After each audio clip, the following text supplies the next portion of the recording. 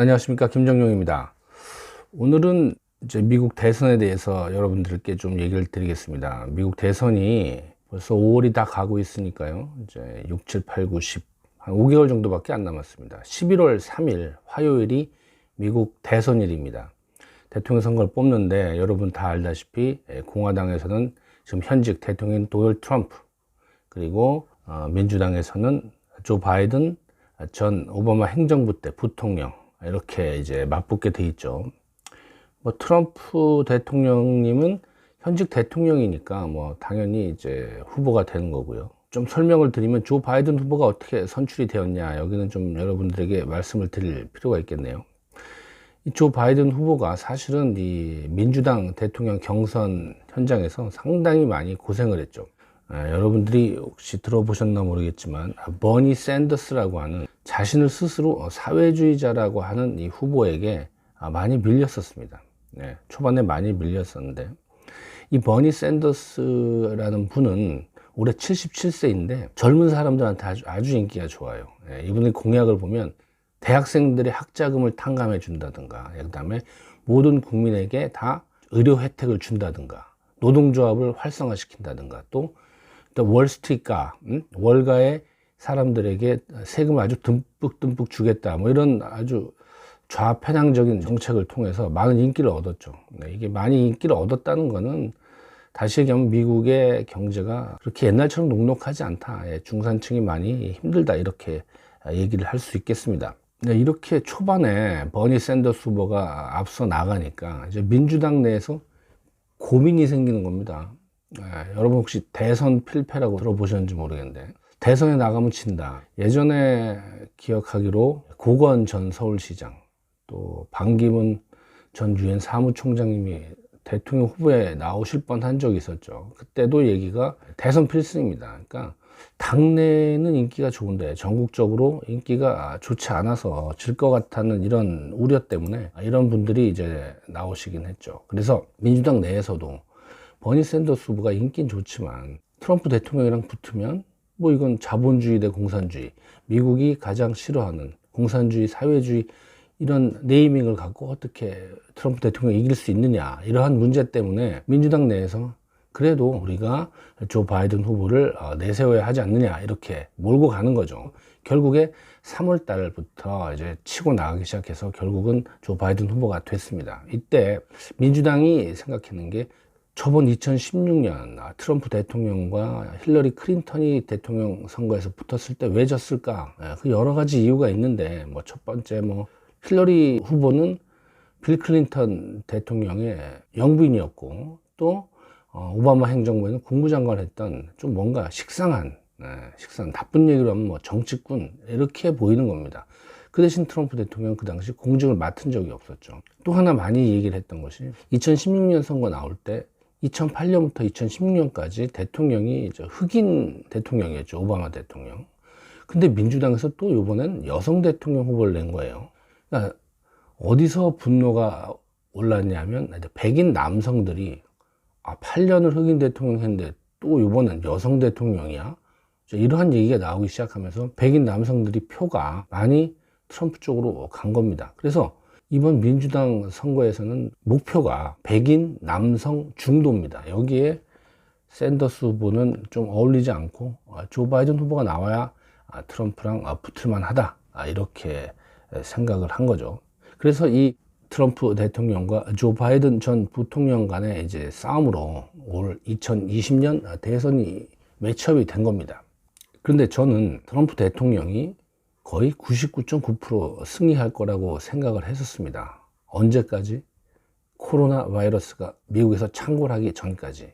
뭐 다른 이유가 여러 가지 있겠지만, 뭐 존재감도 뛰어나고 또 경제 상황도 나쁘지 않고요, 미국이. 그리고 또 뭐 바이든 후보가 그렇게 뭐 아주 특출난 후보도 아니고. 근데 중요한 데이터가 하나 제가 있는데, 그게 뭐냐면 제2차 세계대전 이후에 미국의 대통령 선거에서, 그 70년 넘은 이 선거에서 현직 대통령이 두 번째, 미국은 4년 중임제죠. 4년을 두 번씩 할 수 있는데 4년을 했던 대통령이 그 다음 4년에 도전을 해서 안 된 경우가 딱 두 번 있습니다.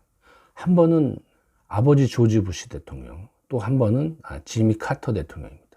이 두 분밖에 없는데, 그러니까 다 성공을 한 겁니다. 다 성공을 했는데, 그 중에 또 조지 부시의 아버지 대통령은 또 약간 그 변명할 거리가 있어요. 뭐냐면, 이 미국 대통령 선거 역사상에 민주당이나 공화당이나 민주당이나 8년 이상을 연이어서 해본 적이 없어요. 그러니까 8년까지가 맥시멈이야. 12년 해본 적이 딱 한 번 있어요. 그게 바로 아버지 부시 대통령일 때입니다. 그러니까 80년부터 88년, 1980년부터 88년까지가 레이건 대통령이 했고, 88년부터 92년까지가 아버지 부시 대통령이 했고, 그래서 공화당이 12년을 했어요. 그게 미국 대통령 제2차 세계대전 이후에 처음이자 마지막입니다. 8년 이상을 한 당이 더 오래 한 적이 없어요. 그래서 부시 대통령이 12년째 하고, 그 다음엔 뭐 좀 식상한 거죠. 이젠 민주당 좀 해봐야 되지 않는가 해서 그 당시에 클린턴 대통령이 아버지 부시 대통령을 눌렀죠. 그걸 빼고는 현직 대통령이 두 번째 도전을 해서 진 경우는 지미 카터 대통령밖에 없어요. 그만큼 지미 카터 대통령이 인기가 없었다는 거죠. 뭐 저는 트럼프 현직 대통령이 훨씬 카터 대통령보다 인기도 좋고 존재감도 높고 경제도 나쁘지 않고, 그래서 거의 99.9% 되는 걸로 봤습니다만, 그런데 이 코로나 바이러스가 미국에 창궐을 한 겁니다. 이건 뭐 엄청난 일이 벌어진 거죠. 이것도 대선 연도에 벌어진 겁니다. 물론 좀 트럼프 행정부가 안일하게 대처를 한 게 있습니다. 처음에 아마 그렇게 생각을 했을 거예요. 이게 중국에서 일어난 뭐 바이러스겠니, 또 한국으로 오니까 뭐 이렇게 아시아 쪽에 창궐하는 바이러스거니, 이렇게 생각을 했다가 이게 이태리로 가서 유럽을 가니까 이게 미국에 올 수 있겠구나, 큰일 나겠네, 이렇게 해서 셧다운을 시키고 한 겁니다. 경제 셧다운. 근데 벌써 그때는 이미 늦은 거죠. 그래서 10만 명 이상 미국인이 죽은 거죠, 이걸로. 이 트럼프 대통령이 2016년부터 중국을 경계해야 된다, 중국이 뭐 미국의 이익을 뺏어가고 있다, 이렇게 얘기했던 아주 대표적인 정치인인데, 요즘은 뭐라 그러죠? 중국과의 모든 관계를 끊겠다. 가장 제가 들은 말 중에 심한 말이 뭐였냐면, 중국의 모든 게 짜증스럽다. 이거만한 기분 나쁜 말이 없어요. 이거는 개인 감정이 포함되어 있는 얘기라고 저는 생각이 들어요. 그래서 잘 보시면 트럼프 대통령이 다른 나라와 무슨 외교 관계를 할 때 가장 중요하게 여기는 게 뭐죠? 돈입니다. 사업가 출신이라서 돈을 엄청나게 신경을 써요.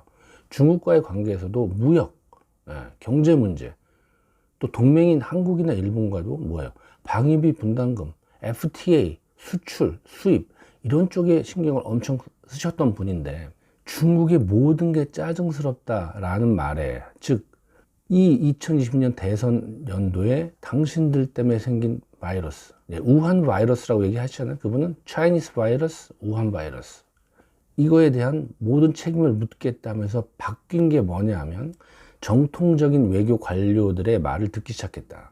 다시 얘기하면 홍콩 문제, 대만 문제는 뭐냐 하면 민주화 대 비민주, 민주 대 독재 문제예요.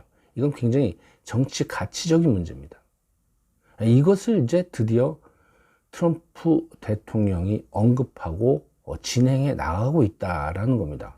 예전에는 돈 문제에 국한돼서 이익을 생각을 했는데, 이제는 드디어 전통적인 미국의 패권, 또 미국의 동맹, 또 미국의 민주화, 이런 민주적인 문제, 이런 것들을 따지기 시작하게 됐다. 즉 정치 가치적인 문제가 대중 외교에 들어왔다, 이겁니다. 이건 다시 얘기하면 중국 입장에서는 제발 건드리지 말았으면 했던 문제를 미국이 가지고 들어온 겁니다.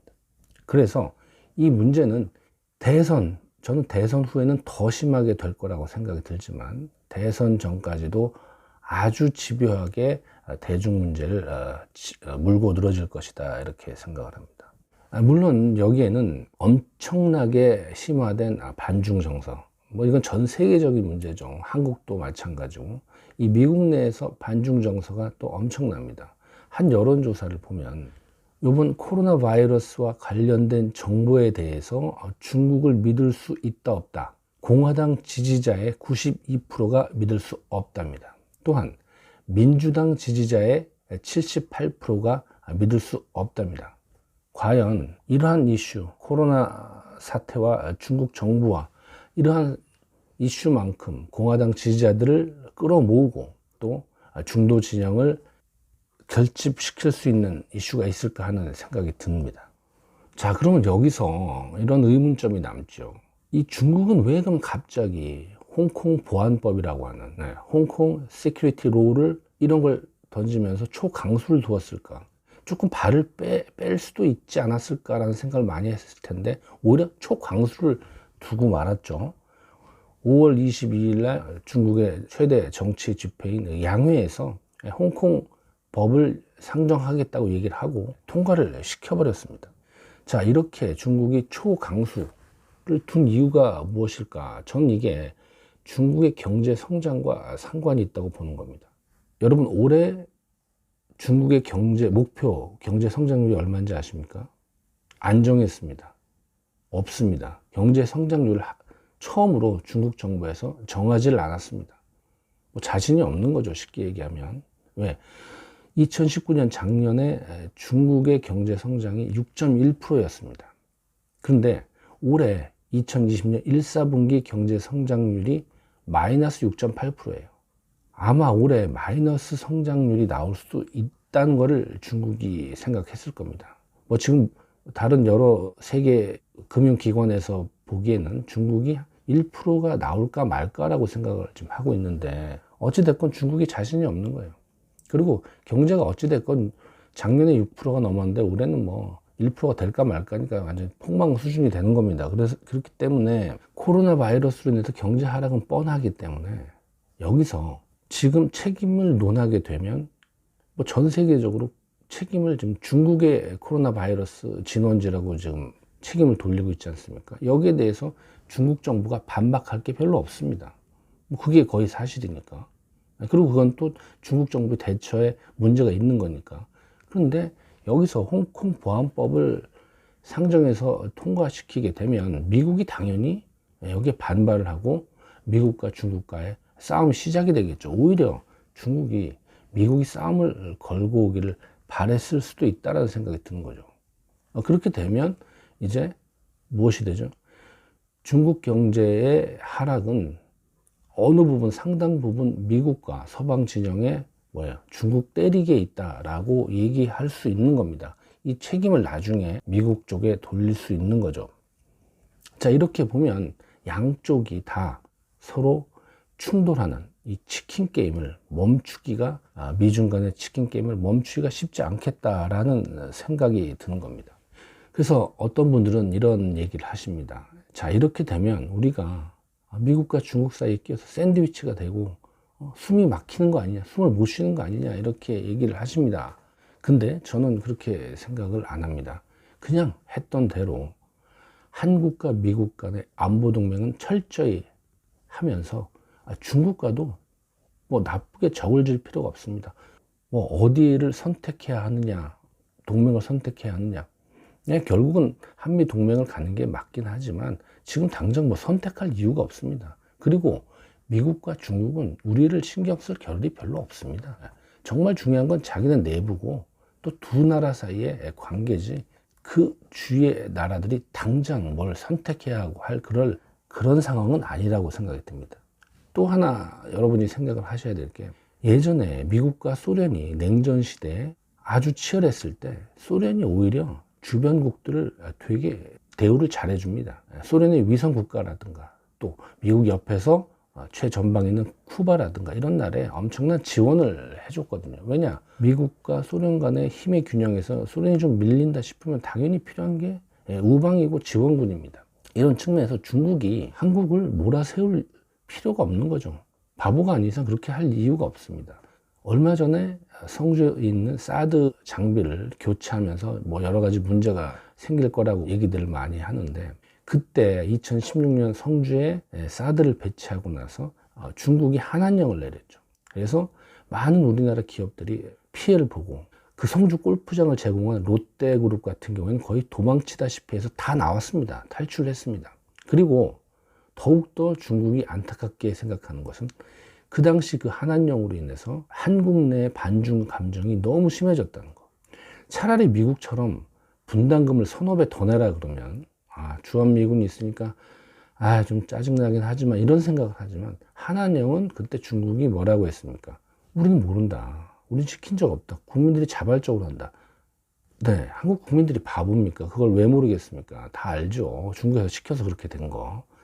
근데 그렇게 얘기를 하니까 더 많은 반중 정서, 즉, 사드 하나 정도 배치하는데 이렇게 간섭하고 못 살게 굴면 앞으로는 어떻게 될까라는 생각을 많이 하면서 반중 정서가 생긴 거예요. 근데 지금 미국과 중국이 맞닥뜨리게 생겼는데, 그리고 중국이 미국보다 힘이 세다고 얘기하기도 힘든데, 여기서 한국을 미국 편으로 완전히 몰아버린다? 전혀 그럴 필요가 없는 것이죠. 한한령을 통해서 경제 타격을 입는다고 자신들이 좋아질 건 없는 거죠.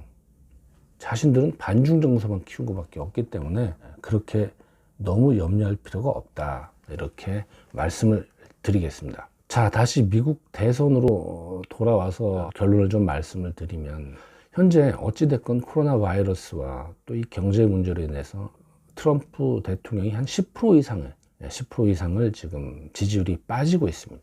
근데 이 또 민주당에서 문제는 이 지지율이 바이든 후보에 가지 않고, 일부는 갔어도 거의 가지 않고 지금 지켜보고 있는 거예요. 근데 지켜보는데 뭘 지켜보냐? 바이든 후보가 잘할 걸 지켜보냐? 그렇지 않다는 거죠. 지금 바이든 후보가 뭐 신선하지도 않고, 또 샌더스 지지표를 또 흡수하는 것도 쉽지 않고, 또 개인적 인기도 그다지 많지 않고, 그래서 혹자는 뭐 투명인간이라고도 하고, 차라리 바이든 후보는 집에서 자가격리해서 가만히 있는 게 낫지 않을까, 선거에 도움이 되지 않을까, 이렇게 얘기를 합니다. 거기에다가 바이든 후보의 아들인 헌터 바이든이 지금 우크라이나하고 중국에 관련된 사업체에서 돈을 받은 것이 있지 않나, 이런 의회 조사를 지금 공화당이 또 벼르고 있거든요. 그래서 이번 선거는 바이든 후보는 사실 거의 철저히 외면되어 있는 상태고, 문제는 트럼프 현직 대통령이 얼마만큼 앞으로 경제와 중국을 잘 핸들링 하느냐에 따라서 앞으로 지금까지 빠졌던 트럼프 대통령의 지지율이 다시 회복되느냐, 아니면 그대로 바이든 후보에게 넘겨주느냐, 여기에 달려 있다고 보겠습니다. 여러분, 오늘은 여기까지 하겠습니다. 감사합니다.